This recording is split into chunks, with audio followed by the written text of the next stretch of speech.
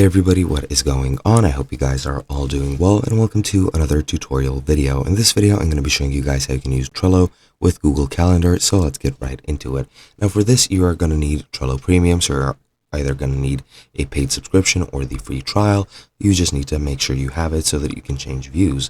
Once you have it, you can then enable a calendar here, and then you can go to the calendar view over here. And as you can see, I have some tasks on my calendar, which I want to add to my Google Calendar.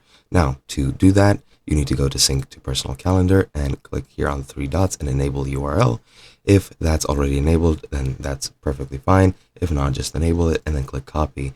Then you're going to want to go into your Google Calendar, and in the bottom left, as you can see, Other Calendars, click the plus next to it and select from URL. Then just paste the URL over here, and you can make it publicly accessible or not, depends on you.